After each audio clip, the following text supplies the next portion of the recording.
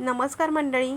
चला झटपट पटापट लहानांपासून ते मोठ्यांपर्यंत सगळ्यांना आवडणार अशी बटर शंकरपाळी तयार करूया. तुम्ही जर माझ्या चॅनलवर नवीन असाल तर प्लीज चॅनलला लाईक, शेअर आणि सबस्क्राईब करायला विसरू नका. चला तर मग आता आपल्या रेसिपीला सुरुवात करूया. बटर शंकरपाळी तयार करण्यासाठी मी इथे एक मोठी परात घेतली आहे.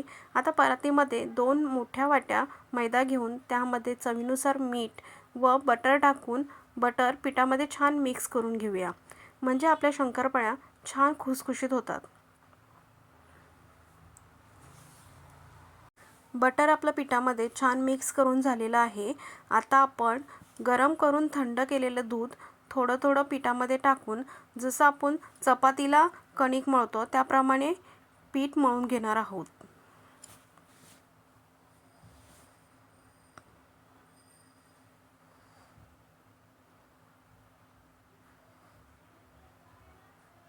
पीठ आपलं मऊच झालेलं आहे.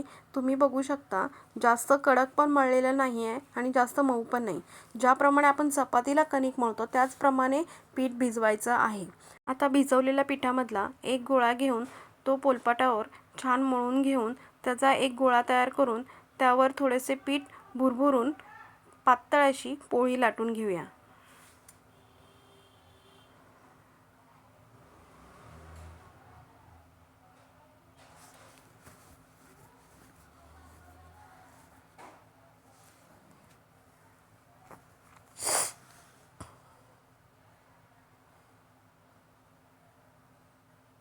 पोळी आपली पातळ अशी एकसारखी लाटून झालेली आहे.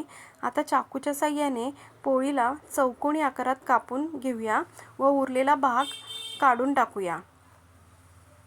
तुम्ही बघू शकता पोळी आपली चौकोनी आकारात मी कापून घेतलेली आहे. पोळी चौकोनी आकारात कट केल्यामुळे शंकरपाळी कट केल्यानंतर एकसारखी दिसते.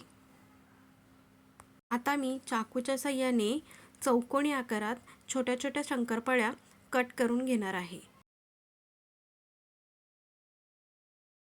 शंकरपाळ्या कट करून झालेल्या आहेत.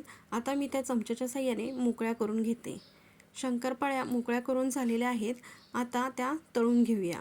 शंकरपाळ्या तळण्यासाठी इथे मी कढईत तेल टाकून तेल कडकडीत तापवून घेणार आहे.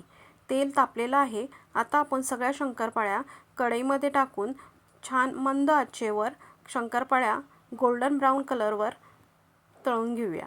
शंकरपाळी तळताना तुम्ही मध्यम आचेवरच तळा, म्हणजे शंकरपाळी आतून पण छान शेकल्या जाते व शंकरपाळी नरम राहत नाही. तुम्ही बघू शकता मंडळी, शंकरपाळीला छान गोल्डन ब्राऊन कलर आलेला आहे, म्हणजे आपली शंकरपाळी खाण्यासाठी तयार झालेली आहे. आता आपण ती एका बाउलमध्ये काढून घेऊया. बघू शकता मंडळी, शंकरपाळी आपली एकदम खुसखुशीत अशी तयार झालेली आहे. तुम्हाला जर ही माझी रेसिपी आवडल्यास तर चॅनलला लाईक, शेअर आणि सबस्क्राईब करायला विसरू नका.